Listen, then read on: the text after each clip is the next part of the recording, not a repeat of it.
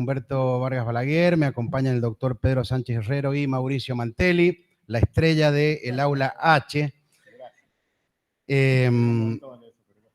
Hay 5 ponencias, la doctora Basualdo tiene 2 ponencias, por lo tanto tendrá los minutos respectivos. Como ustedes ya saben, son 5 minutos por ponencia y luego abrimos la lista para los oradores. Creo que no va a haber inconveniente que los oradores puedan efectuar todas las preguntas, aportes o inquietudes que crean conveniente, y bueno, el derecho de réplica de los ponentes. El orden va a ser, en primer lugar, el doctor Juan Armando, en segundo lugar, la doctora Basualdo, con, como digo, 2 ponencias, en tercer lugar, la doctora Beltrame y posteriormente el doctor Pedro Dacunda. Entonces, va a comenzar el doctor Armando. El título de su ponencia es: conforme a la coyuntura actual de nuestro país, ¿existe relación entre la sociedad comercial y la responsabilidad social empresaria? Adelante, doctor Armando. Bueno, buenas tardes a todos. La idea es solo dejar unos conceptos de lo que se trata la ponencia. Después cualquier cosa la pueden consultar en los libros de ponencias. Agradecerles a todos por estar presentes y bueno, transmitirles esta idea de, digamos, la idea de la ponencia era redescubrir qué relación existe entre la responsabilidad social empresaria y las sociedades, y justamente ver si se puede ampliar este concepto de responsabilidad social empresaria a todos los tipos de sociedades en vez de dejarlo casi exclusivo para lo que se conoce como sociedades B. Nosotros sabemos, y más en el contexto actual en el que nos toca vivir, trabajar y transitar, que la situación económico y político y social cada vez influye más de manera directa al devenir de las sociedades y, bueno, toda esta coyuntura social es lo que yo intento que se vincule con la responsabilidad social empresaria. Nosotros sabemos que en una sociedad, cuando nosotros vamos a llevar adelante una sociedad, tenemos un compromiso societario de, como bien dice el artículo primero, de aportar bienes para aplicarlos a la producción e intercambio de bienes o servicios. Pero la idea de esta ponencia es llevar a la responsabilidad de la sociedad a un punto más allá y que esta responsabilidad social se traspase, como bien digo, a otros tipos societarios para justamente hablar de justamente primero romper esa distancia que existe entre la sociedad en la cual la sociedad civil, digamos, en la cual la sociedad comercial presta su actividad y la sociedad en sí, y hacer que la propia sociedad en la cual trabaja se identifique con nuestro objeto societario. Y bueno, redescubrir cuáles son las necesidades que la sociedad nos pide a nosotros, qué necesita, en vez de crear objetos que no se identifiquen con lo que la comunidad, para expresarlo de otra manera, nos está pidiendo. Y justamente lograr acá aplicar lo que conocemos como reglas de valor de la organización y un objeto distinto, amplio, versátil, adaptado justamente a las necesidades que nos pide la sociedad que nosotros le reflejemos. Y lo que hablamos acá, o lo que intento expresar en esta ponencia, es que las sociedades a través de esta responsabilidad social empresaria ofrezcan una propuesta de valor con esta idea de, lo tengo anotado como para no perderme en este concepto, crear para recibir en esta propuesta de valor y lograr lo que llamamos como felicidad de las organizaciones. Es decir, que la sociedad, por un lado, cumpla su objeto societario y su objetivo comercial, y por otro lado, la sociedad civil, para llamarla de otra manera, se siente identificada con el accionar de esta y la apoye, digamos, en este camino, entre comillas, comercial, vayan juntos. Esa era la idea de mi propuesta de la ponencia. Espero haber sido claro y cualquier cosa la podemos revisar en los libros de ponencias. Muchas gracias.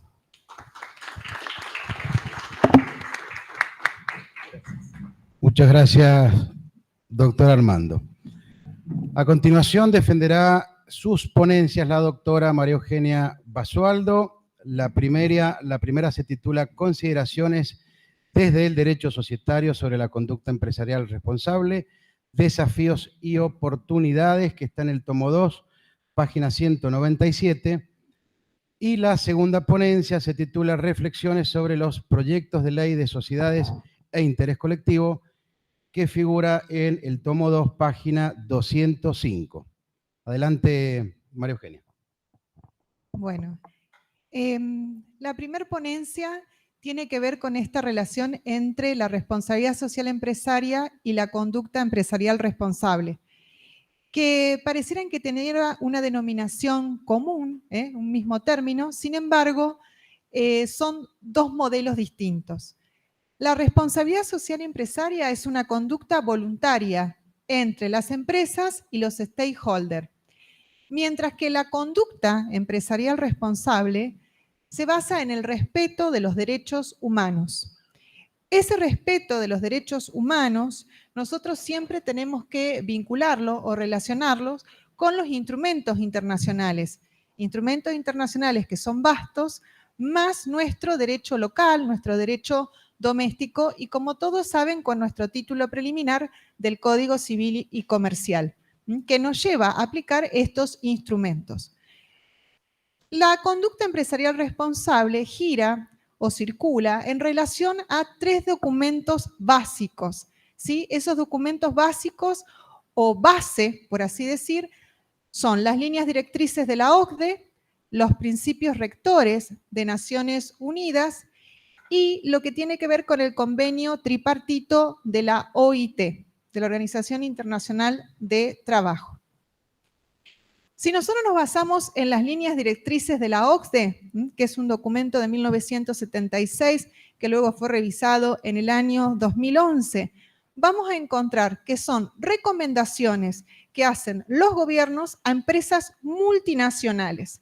¿Por qué? Porque se tiende a contribuir de manera positiva para que estas empresas logren objetivos o progresos desde el ámbito económico, desde el ámbito ambiental y desde el ámbito social, siempre respetando los derechos humanos.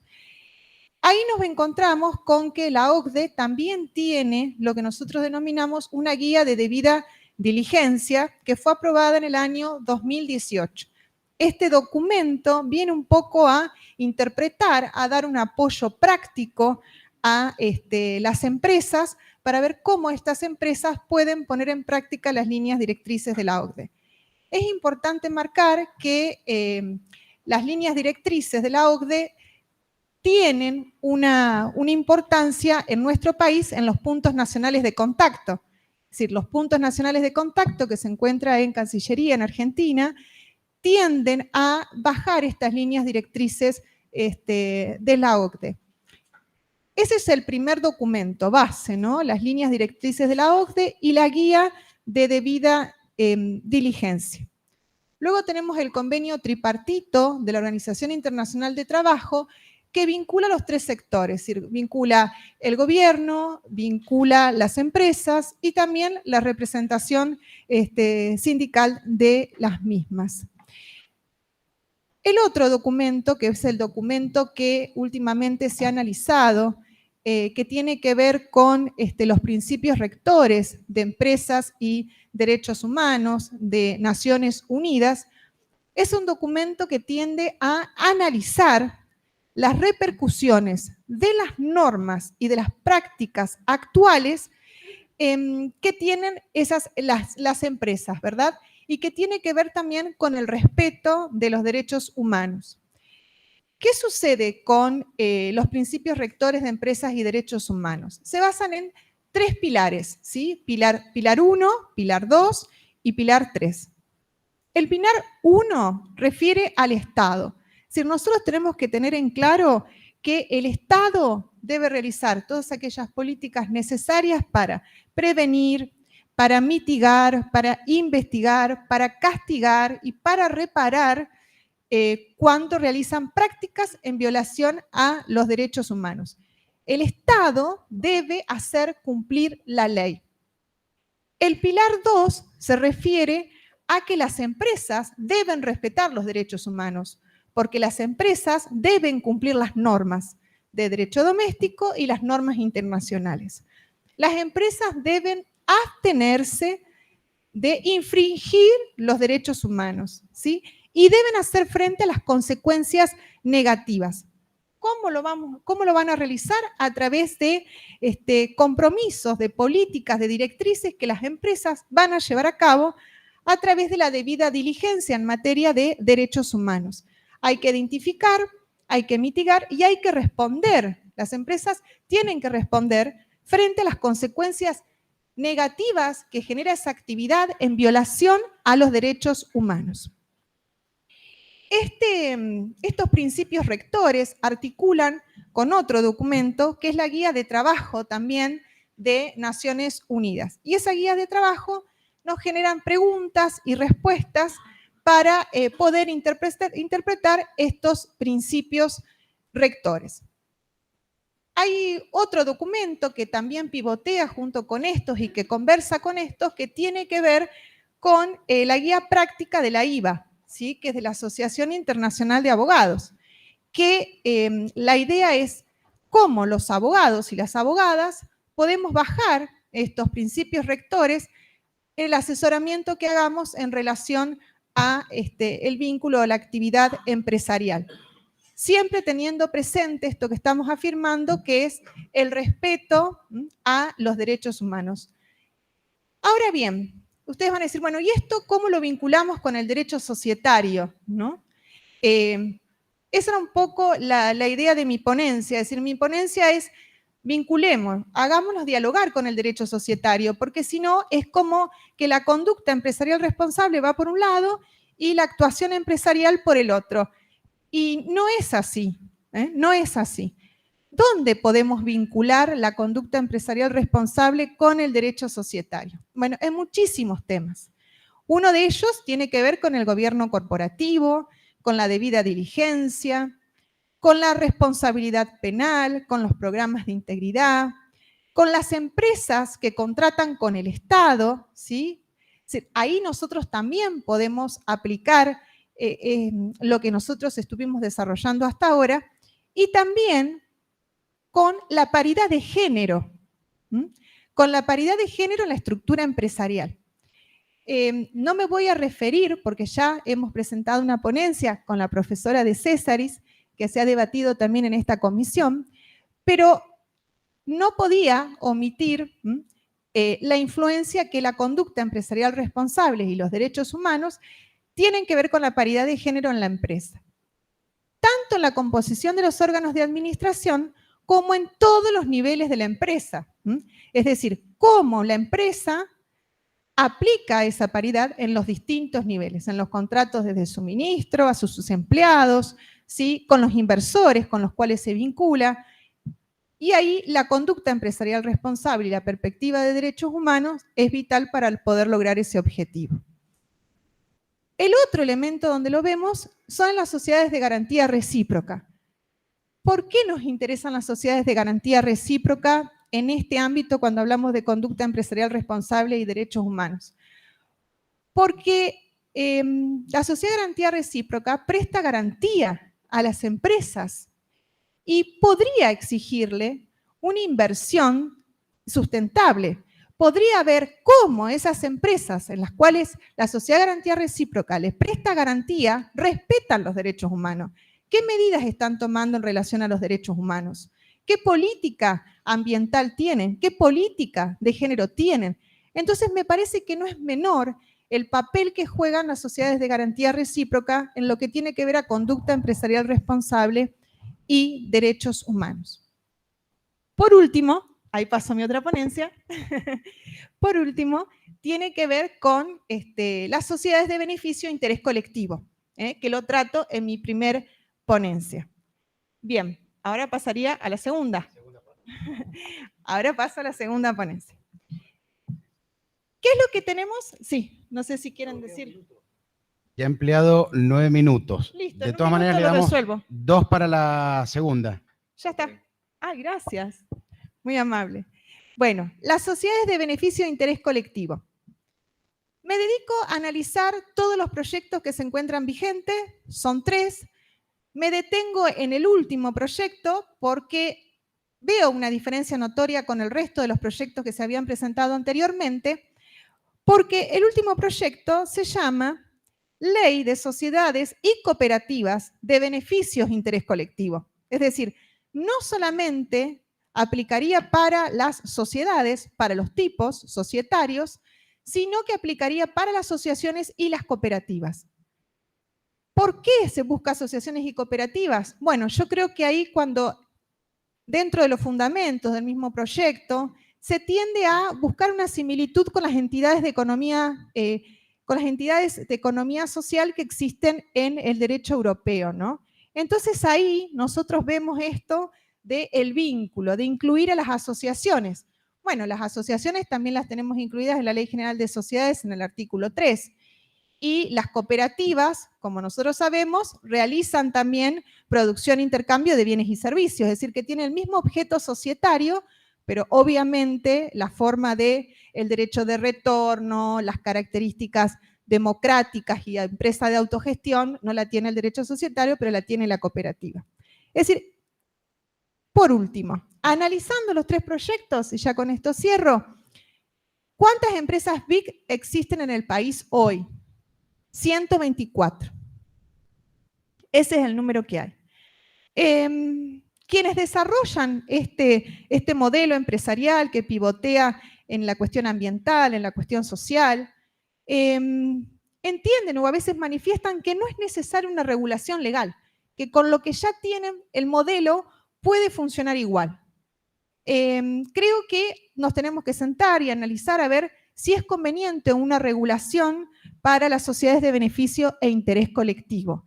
Eso es un poco la reflexión que hago. Capaz que tendría que caminar aún más y ver aún más cómo se van desarrollando estas empresas y después ver qué tipo de regulación y si realmente requiere regulación. Pero como están hasta ahora, pueden funcionar con la estructura normativa actual del derecho argentino.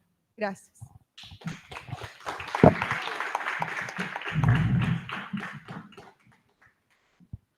Muchas gracias, doctora Basualdo. A continuación expondrá la doctora Jessica Beltrame. El título de su ponencia es Responsabilidad Social Empresaria, Necesidad de Legislación y Oportunidades. Bueno, buenas tardes a todas, a todos. Un poco mi ponencia, como se mencionaba, tiene que ver con la pregunta sobre si es necesaria o no la legislación en materia de responsabilidad social. Como sabemos, a nivel nacional no existe una legislación en este sentido, si bien han habido proyectos a nivel de la Cámara de Diputados, de la Cámara de Senadores. Actualmente no contamos con ningún proyecto nacional con estado parlamentario. ¿Y qué pasa a nivel subnacional? Bueno, vemos una realidad bastante heterogénea. Tenemos provincias con una legislación bastante amplia, con, por ejemplo, el caso de La Rioja, que tiene un instituto de responsabilidad social que funciona como una secretaría en el ámbito del Poder Ejecutivo. Tenemos otros casos, como por ejemplo la Ley de Ciudad de Buenos Aires, que ha sido un poco una de las pioneras en esto, con el balance social también, y otras provincias que no cuentan con legislación. En el caso de Santa Fe, mi provincia, no contábamos con una legislación, pese a que también han habido proyectos en la Cámara de Diputados y en la Cámara de Senadores que a hoy también han perdido estado parlamentario. Bueno, ¿y para qué puede servir una legislación en este sentido? Creo que fundamentalmente deben enfocarse en el desarrollo de las pymes. Sabemos que existe la ISO 26000, por ejemplo, que estaba un poco más pensada para la gran empresa, que no ha tenido mucha acogida, que para las pymes ha quedado bastante lejana de su realidad. Y entonces creo que de existir legislación en este sentido debería estar enfocada fundamentalmente en las pymes, que son la gran mayoría de las empresas de nuestro país. Bueno, ¿y para qué? Como decía, creo que puede servir para que desde el Estado se brinde apoyo técnico, ya sea desde el mismo Estado, ya sea desde la posibilidad de financiamiento para contratar expertos que apoyen a estas empresas. Otra de las posibilidades que nos podría brindar la legislación es la posibilidad del financiamiento a las empresas que tengan políticas de responsabilidad social a partir de aportes no reintegrables, a partir de créditos, por ejemplo, a tasas preferenciales, a partir de las contrataciones, como decía recién María Eugenia, las contrataciones que realiza el Estado, poder mirar y priorizar aquellas empresas que empleen este tipo de políticas. Y por último, me quería detener en una cuestión que me parece también central, que es la cuestión vinculada a la perspectiva de género.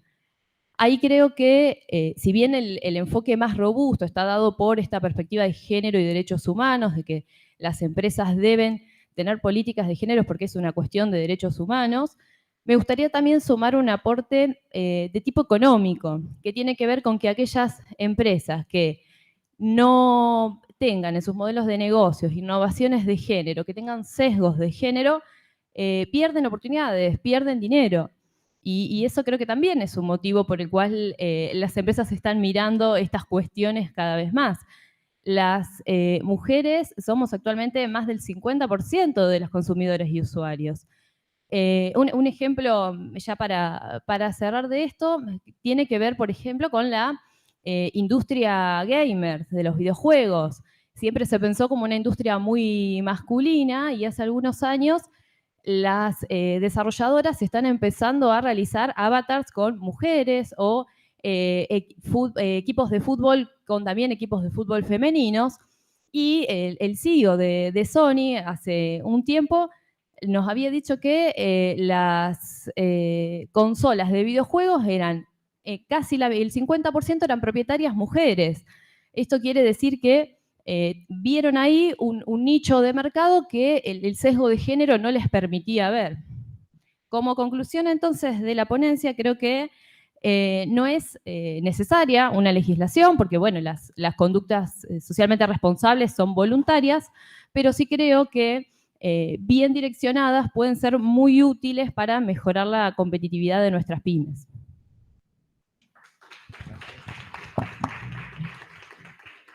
Muchas gracias, doctora Beltrame. La siguiente ponencia y la última de este bloque 25 es la correspondiente al doctor Pedro Dacunda. Su título es De la responsabilidad social empresaria a la debida diligencia en derechos humanos como herramienta para la gestión de riesgos empresariales. Está en el tomo 2, página 287. Adelante, Pedro. Bueno, muchas gracias. El objetivo de mi ponencia es analizar los instrumentos internacionales que regulan el ámbito de empresa y derechos humanos, diferenciarlo de la responsabilidad social empresaria y presentar algunas ventajas que tiene la implementación del proceso de debida diligencia en derechos humanos. Como voy a aprovechar la ponencia de la doctora Basualdo, ayer la ponencia de la doctora de Césaris, el ámbito de empresa y derechos humanos esencialmente está compuesto por 3 instrumentos internacionales, que son la Declaración Tripartita de la Organización Internacional del Trabajo sobre empresa multinacional y política social, las líneas directrices sobre empresas multinacionales y la Organización para la Cooperación y el Desarrollo Económico y los principios rectores de Naciones Unidas sobre empresas y derechos humanos. Estos 3 instrumentos internacionales forman una suerte de columna vertebral en la materia y regulan las actividades de las empresas con un enfoque de derechos humanos. No crean nuevas obligaciones para las empresas, sino que solamente sirven para traer los instrumentos internacionales ya reconocidos, los convenios ya reconocidos internacionalmente, y darle un enfoque de actividad empresarial para que la empresa pueda respetar los derechos humanos. Los principios rectores de Naciones Unidas tienen 3 pilares, que son los que la doctora Basualdo mencionaba recién. El pilar 1, que tiene que ver con el deber del Estado de proteger los derechos humanos de violaciones, incluso las violaciones cometidas por las empresas. El pilar 2, que tiene que ver con el deber de las empresas de respetar los derechos humanos, y para eso es necesario la implementación de un proceso de debida diligencia y la necesidad de analizar los impactos negativos que las empresas tienen en los derechos humanos a través de sus actividades productivas. Y el pilar 3, que tiene que ver con la necesidad de acceder a mejores mecanismos de reparación para las víctimas. En todo este contexto, el proceso de debida diligencia en derechos humanos aparece como un elemento fundamental del pilar 2 y podemos definirlo como el mecanismo continuo y constante que una empresa debe implementar a los fines de identificar, prevenir y mitigar, y cuando estas 2 acciones no sean posibles, reparar los impactos negativos reales y potenciales, es decir, los riesgos que pueden generar los derechos humanos a través de sus propias actividades, bienes y servicios, o a través de su contexto operacional, es decir, de sus socios comerciales. El ámbito de empresa y derechos humanos se diferencia de la responsabilidad social empresaria por muchos motivos, pero primordialmente porque la responsabilidad social empresaria es totalmente voluntaria, es decir, es un ámbito de autorregulación. En cambio, el ámbito de empresa y derechos humanos parte o vira para parámetros vinculantes, devolviéndole al Estado la centralidad que tiene en la protección de los derechos humanos. Además, o a la par, de que el proceso de vida y diligencia, ser continuo y constante, le permite a la empresa identificar los impactos negativos que tiene a lo largo de toda la vida de la sociedad, lo cual es muy importante porque los impactos negativos a los derechos humanos pueden ir variando dependiendo de la variación que tenga la empresa en relación a sus propias actividades o a sus socios comerciales. Y también porque la responsabilidad social empresaria tiene en cuenta o analiza la toma de decisiones individuales por parte de las empresas, como si fuese una visión a la carta de los derechos humanos. En cambio, el ámbito de empresa y derechos humanos tiene en cuenta la generalidad de los derechos humanos. En definitiva, el ámbito de empresa y derechos humanos aparece como un modelo superador a el fracaso que se ha percibido de la responsabilidad social empresaria. En este sentido, la aplicación de un proceso de vida y diligencia por parte de las empresas tiene múltiples ventajas. Yo analizo solamente 3 en la ponencia. La primera tiene que ver con la eficacia que tiene el proceso para respetar los derechos humanos. Y eso tiene que ver con 2 cuestiones. En primer lugar, porque el proceso de vida y diligencia está pensado para que pueda ser implementado por cualquier empresa, sea de capital público, capitales mixtos o capitales privados, y también sin importar el sector donde opera, el tamaño que tiene la empresa, está pensado para grandes empresas o para pequeñas empresas, o el lugar que ocupa en la cadena de suministro. Y da cuenta de ello la vasta regulación que hay en guías sectoriales para implementar el proceso de vida y diligencia en sectores agrícolas. ¿Un minuto? Un minuto. Perfecto. Sector agrícola, sector financiero, sector textil y del calzado, etc. Y a su vez también que puede ser implementado a través de cuestiones que ya la empresa esté trabajando, como por ejemplo compliance o protección ambiental, ampliando el panorama. En segundo lugar, tiene que ver con la prevención del riesgo. El proceso de vida y diligencia, el principal objetivo es prevenir los impactos negativos. Aplicar un proceso de vida y diligencia le permite a la empresa tener un mecanismo medible y demostrable que puede ser utilizado como una defensa en caso de que se le interponga una acción preventiva de daño del 1710 y siguiente del Código Civil y Comercial. Y además, que en aquellos casos en donde llegue a sede judicial y sea condenado por un impacto negativo que haya tenido la empresa, puede eximirse demostrando que tiene una gestión de riesgo en derechos humanos de determinados rubros indemnizatorios. Por ejemplo, la sanción punitiva disuasiva prevista en la Ley de Defensa del Consumidor. Como tercer punto, pero como una consecuencia anterior, es la disminución de la litigiosidad. Si la empresa emplea procesos de vida de diligencia, uno de los parámetros es tener mecanismos de reparación internos en la empresa, que son los llamados mecanismos corporativos. Y eso evita que se lleguen a juicio y que se tengan que dirimir las contiendas en sede judicial. En definitiva, y con esto cierro, el ámbito de empresa y derechos humanos ha dejado hace un tiempo de ser solamente cuestiones de soft law, porque tenemos leyes en países europeos. En la actualidad, la Comunidad Europea se encuentra discutiendo en el Parlamento Europeo una directiva de vida y diligencia obligatoria, y también tenemos una discusión sobre la sanción de una convención internacional en esta materia.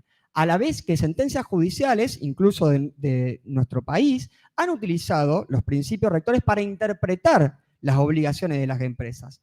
Por lo tanto, yo creo que ya deja de ser una cuestión optativa para las empresas y empieza a ser una necesidad de que las empresas tengan que analizar estos modelos e implementarlos. Muchísimas gracias. Muchas gracias, doctor Dacunda. Bueno, abrimos la lista de oradores para quienes estén interesados en hacer alguna pregunta, una inquietud.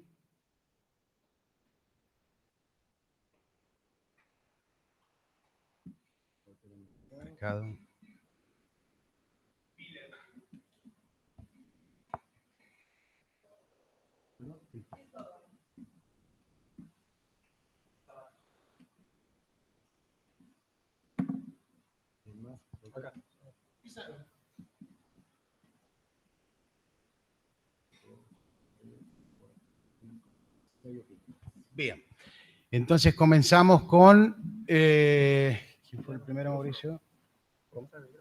Sí. Sí. Capaz que se escucha de ahí, a ver. ¿Se escucha? Total. Ah, ok, vamos. Perdón.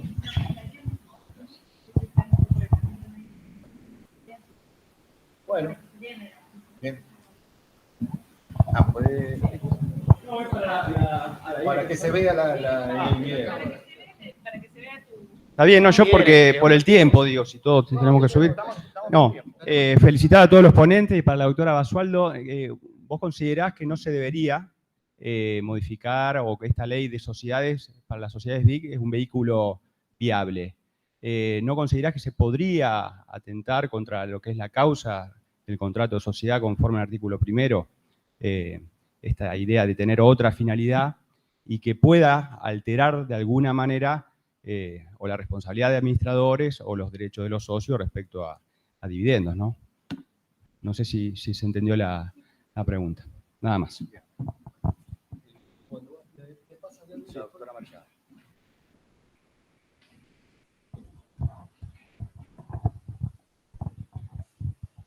Sí, muchas gracias. Felicitarlos a todos porque esta inquietud es algo que tenemos que tener todo, que todo lo que hacemos tiene efectos y obviamente que la actividad tiene efectos en lo social. Por lo tanto, la responsabilidad social voluntariamente la tendríamos que tener todos.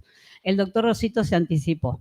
En el 2004 yo firmé el Pacto Global de Naciones Unidas de la responsabilidad social por una empresa.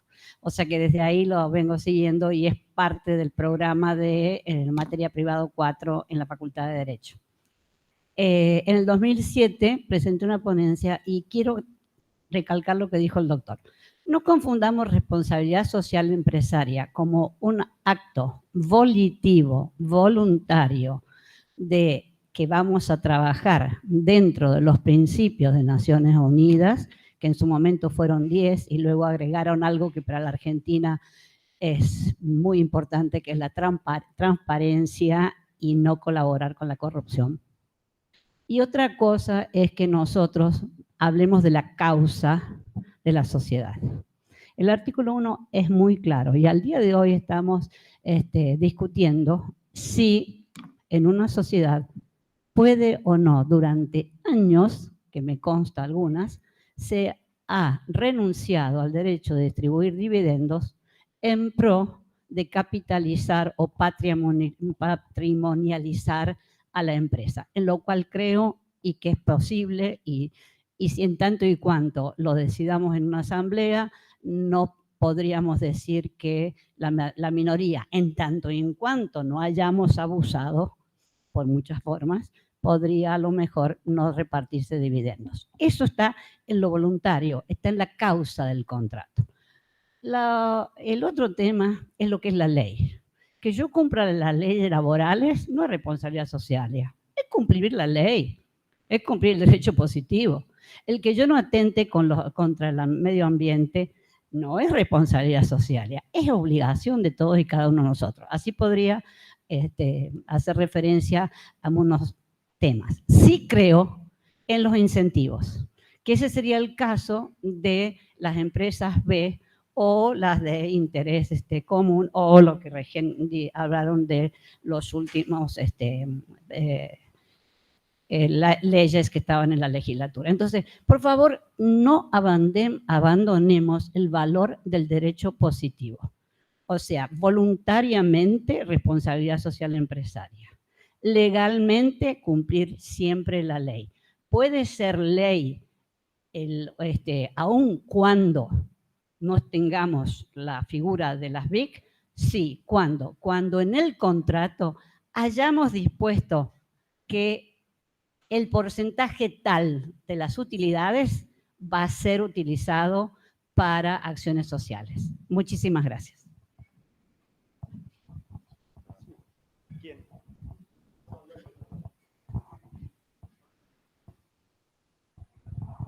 Gracias, muy amable. Muy brevemente. En primer término, felicitaciones a todos los autores de las ponencias. En segundo lugar, bueno, la doctora que me precedió en el uso de la palabra, justamente coincido con ella enormemente en sus conceptos. Cumplir con la ley, por supuesto. un reaccionario de la responsabilidad social empresarial, Milton Friedman, en su famoso trabajo decía que las empresas solo tienen que cumplir con la ley y pagar los impuestos. Para el resto estará el Estado. Pero no, cumplir con la ley sin duda alguna. Pero rescato además el comentario que hacía la doctora sobre distinguir entre responsabilidad social empresarial, que es acciones voluntarias, de lo que son las sociedades BIC, por ejemplo. Y quería hacer referencia que algunas de las ponencias dijeron, bueno, con el régimen actual regulatorio sería suficiente. En mi país, en el Uruguay, tuvimos ese debate y se llegó a la conclusión que era mejor generar una ley de sociedades BIC para darle no solo un marco regulatorio, sino además, como dice el último inciso, el último artículo, perdón, de la ley, separar lo que es la responsabilidad social empresarial del BIC.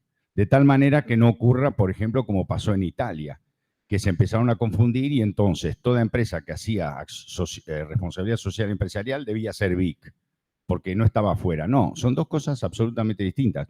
Una, por supuesto, tienden a los mismos objetivos finalísticos, pero una es voluntaria y la otra no. La otra ya se incorpora. Y el segundo elemento de generar una ley específica fue justamente el artículo 1 de ustedes, de la Ley de Sociedades, que compartimos nosotros también, el fin lucrativo.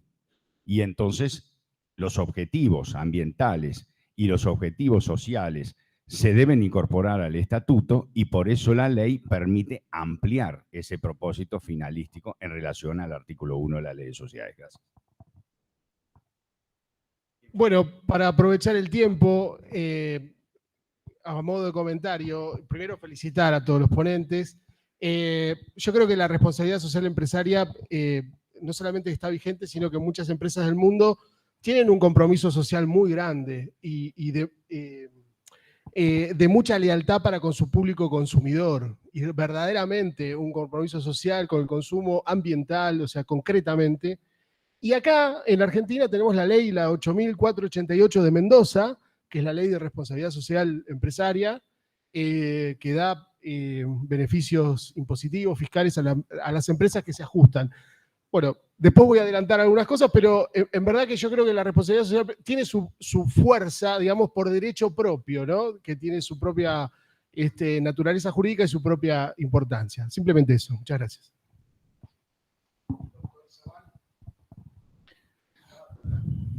Bueno, buenas tardes.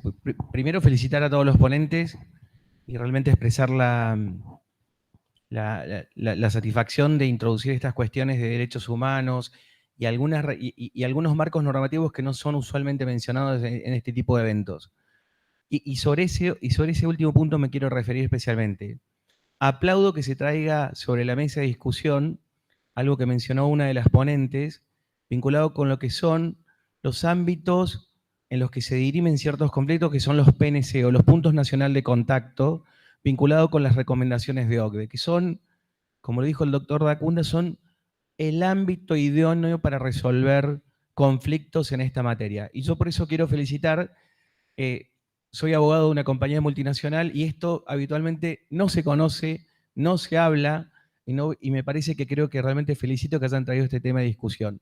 Ahora la pregunta, y acá sí voy a ser un poco más incisivo, es ¿qué piensan ustedes de la efectividad de los puntos nacional de contacto para poder dirimir conflictos de este tipo en materias de, como dijo, en materia de derechos humanos, que tienen todo un marco normativo y donde anticipo una breve opinión donde tal vez hay un largo camino por recorrer? Muchísimas gracias. Yo, bueno, primero y principal quería felicitar a tan jóvenes y excelentes ponentes por las ponencias que hicieron, los felicito. Yo recuerdo que en el año 2007 hice una ponencia de responsabilidad social empresaria y pasó sin pena ni gloria porque me la pusieron en un ómnibus que eran varios, vieron esos de varios, y nadie le dio entidad. Pero bueno, estábamos trabajando mucho en la Universidad de Buenos Aires por el tema de responsabilidad social empresaria. Tenemos materias en ciencias económicas sobre el particular específicamente, con lo cual veo con beneplácito esto. Trabajamos mucho también el tema del Pacto Global y todo lo que tiene que ver con los 10 principios, con los cuales concuerdo. Tenemos, creo, porque se ponen de manifiesto en resoluciones técnicas, acá sí eso solamente a los efectos de la información que se da a conocer a los distintos sectores, usamos los GRIO, los Global Reporting Initiative, que están tomados y toman cada uno de los puntos del pacto social, del pacto global. Con lo cual, de todas maneras, aunque tengamos toda esa cobertura desde el punto de vista económico, yo creo que igual hace falta, y me parece bien, no sé cuál, pero haría falta algún tipo de legislación específica, como para englobar y que está, digamos, puesta de manifiesto en las ponencias de ustedes. Espero que la próxima hagan la propuesta para el próximo congreso. Gracias. Muchas gracias, doctora. Bueno, ¿alguien más con alguna inquietud o pregunta? Entonces pasamos al derecho de réplica de los ponentes. Empezamos por, entiendo que la doctora Basualdo. ¿Me quedo acá? Me quedo acá, tranqui. Bueno. Faltó alguien. Bueno, ¿le parece? Porque la primera fue para la doctora Basualdo. 2 minutos por, así llegamos con tiempo y entregamos el... Sí, perfecto. Bueno. Primero, quiero también, me parece muy positivo esto del auditorio, porque cuando empezamos al principio eran muy pocos y ahora ya hay más asistentes, así que eso es bueno y está bueno que, como dijo también acá la contadora, que se traten estos temas en los congresos de derecho societario. Quiero agregar algo más antes de manifestar la réplica. Nosotros tres provenimos de la Universidad Nacional del Litoral. Y en la Universidad Nacional del Litoral, desde el año 2008, que trabajamos estos temas en los proyectos de investigación. Esto no significa que nosotros abandonamos la responsabilidad social empresaria, quiero que lo entiendan. Es decir, son dos conceptos totalmente diferentes. No es que uno es mejor que el otro o uno tiene elementos más positivos que el otro. Son dos conceptos distintos. La responsabilidad social empresaria es viable y debe realizarse y continuar, digamos, como lo ha hecho hasta ahora. Luego debatiremos si hay que legislar o no, si es conveniente o no la legislación. Por otro lado está la conducta empresarial responsable. Ahora, ambas líneas, la responsabilidad social empresaria y la conducta empresarial responsable, nos llevan a las empresas BIC, que ese es el tema de discusión, es decir, si las empresas BIC tienen que regularse o no en nuestro país. Como dijo el colega uruguayo, efectivamente están legisladas en Uruguay, también están legisladas en Ecuador, en Colombia y en Perú. En los países que se está debatiendo hoy proyecto de reforma es Argentina y Chile. Bien, ¿por qué digo que todavía no es el momento de reglamentarlo? Bueno, me baso en un autor, que es Isaac Alperín, al interpretar el artículo 1 de la ley de sociedades en ese momento. Cuando dice, participando de beneficios y soportando pérdidas, los beneficios no han menester ser un lucro o una ganancia a repartirse. Pueden ser el resultado de una investigación o la Oficina Central para la Contratación de un Interés Común de los socios o para centralizar determinadas especies de negociación y contratación. Por lo tanto, entiendo que con ese artículo y esa interpretación que hizo el maestro ya es suficiente para que la empresa BIC subsista en Argentina. Gracias, doctora. Doctor Armando. Sí, no, solo dos conceptos. Yo concuerdo con, que me quedó de la ponencia y aspiro hacia ello, que creo que se debe hacer un tratamiento legislativo y responsable específico para esta temática tratada. Sí sabemos que la responsabilidad social empresaria se basa en sí en la transparencia y en incentivos, y sí concuerdo con lo que se expresó y específicamente expresó la doctora Mercado, que una cosa es la responsabilidad social empresaria y otra cosa es la responsabilidad que tenemos independiente de cumplir con la normativa vigente específica para cada caso en particular. Digamos que el cumplir con la normativa vigente no nos hace socialmente responsables. Digamos, son dos carriles que pueden ir paralelos, pero uno no hace que el cumplir con la normativa no hace que se sea socialmente responsable. Gracias. Bueno, muchas gracias. Doctora Beltrame. Yo, muy breve, decir que coincido en que la responsabilidad social sigue vigente siempre y cuando tengamos en cuenta esto, de que es una cuestión voluntaria y que por supuesto no quita el peso de la perspectiva de derechos humanos en las empresas y la robustez de ese enfoque, como decía hoy, y con esta idea que me gustaría resaltar de que cumplir el derecho positivo no es responsabilidad social. Muchas veces nos pasa con empresas, puntualmente en nuestra provincia hay una discusión en torno a los agroquímicos, por ejemplo, y muchas empresas lo que alegan es nosotros somos responsables socialmente porque controlamos, por ejemplo, las derivas de nuestras aplicaciones. Siento que eso es una cuestión que está en la normativa y es obligación cumplir. Entonces me parecía importante resaltar y diferenciar de que cuál es la normativa vigente, cuál es el derecho positivo y dónde empiezan las conductas voluntarias socialmente responsables. Yo, dos cositas nomás en cuanto al cumplimiento de la ley. Lo que hay que pensar, y es lo que también toman los principios rectores, los principios rectores básicamente dicen, bueno, lo primero que tiene que hacer una empresa es cumplir con la ley donde está operando. Pero, ¿qué pasa cuando una empresa tiene sede o principal sede de negocio en un país y opera en países donde está desregulada ciertas cuestiones que no puede hacer en su territorio? Ahí entra la debida diligencia, porque, por ejemplo, la ley francesa no solamente capta las actividades de la empresa dentro del territorio, sino también las transnacionales. Entonces le dice, usted, empresa francesa, cumpla con la ley francesa, cúmplala aquí, pero cúmplala en Argentina también, cúmplala también en Brasil o cúmplala en Perú, donde tal vez el impacto ambiental no está tan regulado como el nuestro. Eso es una cuestión. Tomo lo que decía ella, por ejemplo, la empresa agrícola en Santa Fe no tiene que hacer evaluación de impacto ambiental. No está en la ley esa situación. No está regulada. ¿Sería deseable que esté regulada? Sí.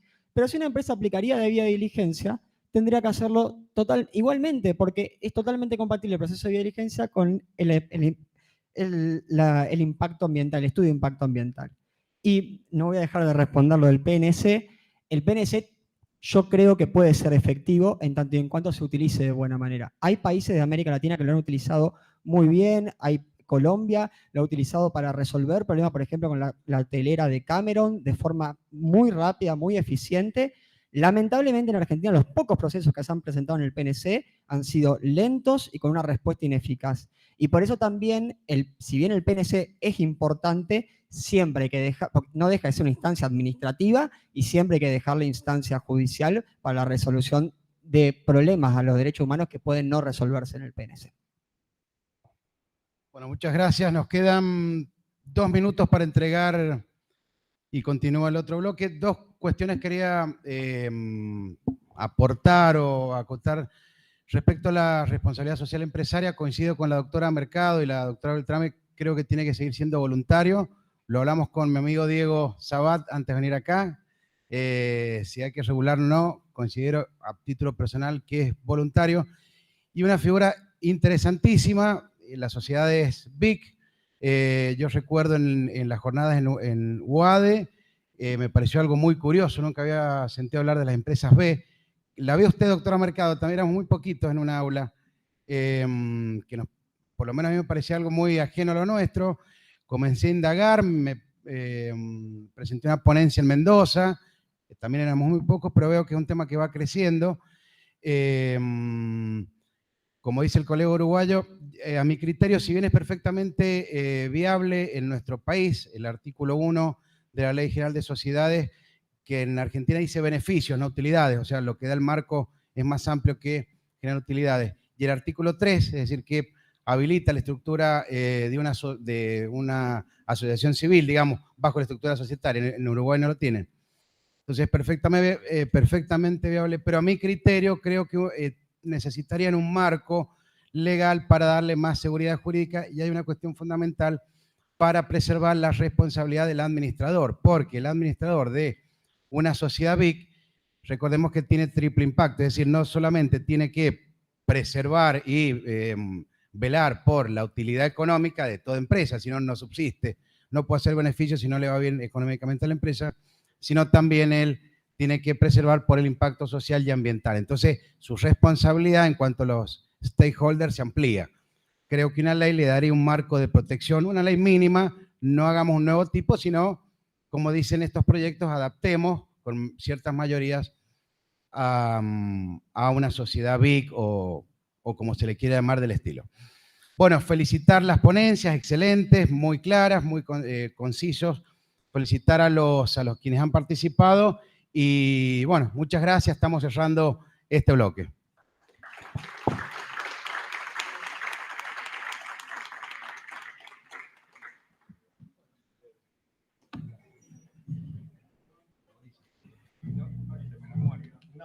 Un placer, un placer.